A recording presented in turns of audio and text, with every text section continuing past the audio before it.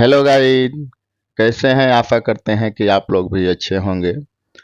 हास्य और शिक्षा से भरपूर चार मूर्खों की कहानी। एक गांव में चार दोस्त रहते थे। रामू, श्यामू, लल्लू और बल्लू। चारों पढ़े लिखे नहीं थे, लेकिन खुद को बहुत बुद्धिमान समझते थे। एक दिन उन्होंने तय किया कि अब गांव में कुछ खास नहीं बचा, तो चलो जंगल घूमने चलते हैं। जंगल में अजीब मिल चलते चलते उन्हें जंगल में एक मरा हुआ शेर मिला। अब चारों फुफुर फुफुर करने लगे। रामू बोला, अरे इसे फिर से जिंदा कर देते हैं, सब देखेंगे कि हम कितने होशियार हैं। श्यामू बोला, हाँ, मैं इसकी हड्डियां को जोड़ देता हूं। लल्लू बोला, मैं मांस और चमड़ी लगा देता हूं। बल्लू, जो थोड़ा समझदार था, बोला, भाइयों, ये शेर है, अगर जिंदा हो गया तो हम सबको खा जाएगा। बाकी तीनों ने उसका मजाक उड़ाया। तू हमेशा डरता रहता है, हट जा रास्ते से। मूर्खता की चरम सीमा। श्यामू ने हड्डियां जोड़ दी, लल्लू ने मांस लगा दिया और अब रामू बोला, अब मैं इसे जीवन दूंगा। बल्लू बोला, मैं पेड़ पर चढ़ जाता हूं, मुझे अपनी जान प्यारी है।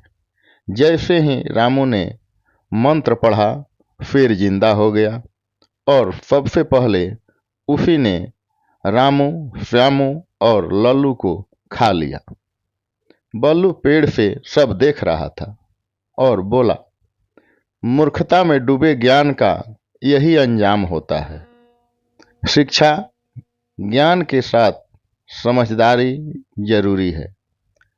अगर अकल नहीं हो तो ज्ञान भी विनाश का कारण बन जाता है। दूसरा, हास्य और शिक्षाप्रद कहानी, मूर्ख राजा और सच्चा भिखारी। कहानी, मूर्ख राजा और सच्चा भिखारी। बहुत समय पहले एक राज्य में एक राजा था। नाम था राजा हरि सिंह। वह बहुत अमीर था, लेकिन उतना ही अहंकारी और मूर्ख भी था। वह सोचता था कि धन ही सब कुछ है और जिसे धन नहीं वो निकम्मा और निठल्ला और फालतू है। राज्य का ऐलान। एक दिन राजा ने ऐलान किया, जो भी मुझे सबसे ज्यादा मूर्ख लगेगा उसे मैं इनाम दूंगा। लोग तरह तरह की मूर्खता दिखाने आए। कोई नाचता, कोई गाता, कोई सिर के बाल चलता।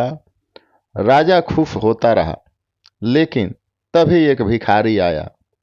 फटे पुराने कपड़े, लाठी के सहारे भिखारी ने कहा, राजन, मैंने बहुत बड़ा मूर्खतापूर्ण काम किया है। मैंने पूरी जिंदगी ईमानदारी से मेहनत की, कभी चोरी नहीं की, कभी किसी का हक नहीं छीना और बदले में आज मैं भिखारी हूं। राजा हंसते हुए बोला, तो इसमें मूर्खता क्या है?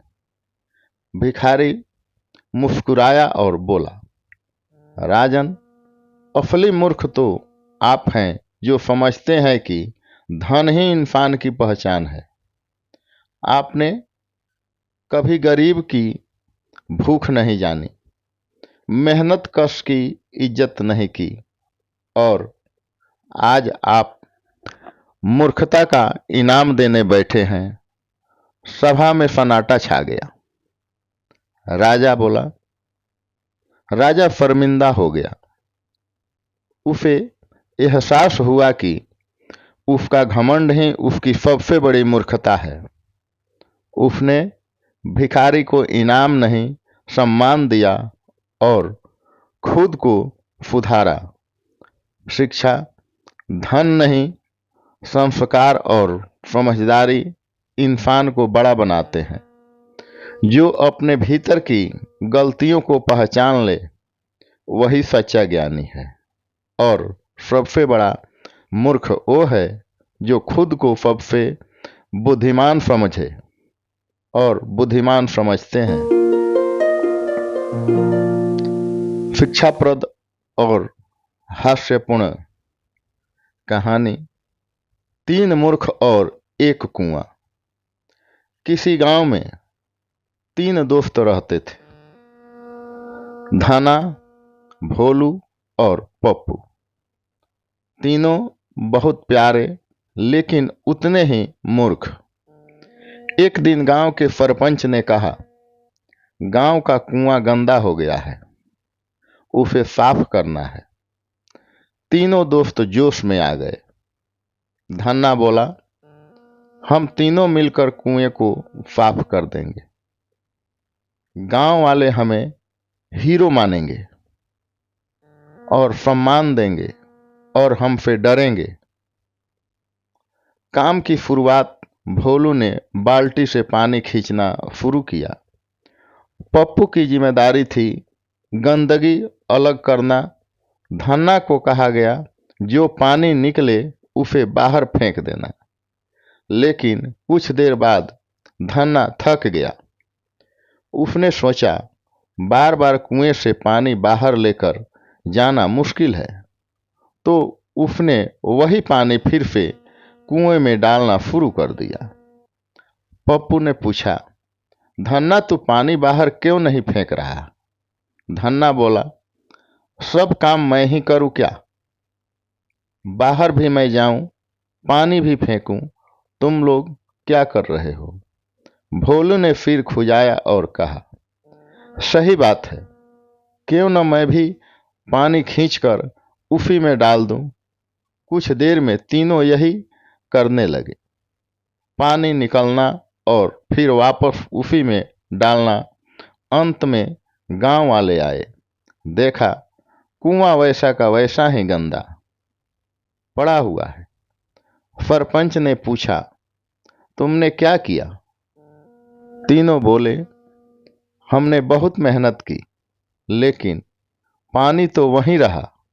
सरपंच सिर पकड़कर बैठ गया और गांव ने उन्हें नाम दिया कुएं के 3 महामूर्ख। शिक्षा, अगर दिशा सही न हो तो मेहनत बेकार जाती है और बिना सोच समझ के किया गया काम सिर्फ समय और ताकत की बर्बादी होती है। दोस्तों, ये कहानी अच्छा लगे लाइक, शेयर, कमेंट, सब्सक्राइब अवश्य करें और कमेंट में हर हर महादेव जरूर लिखें।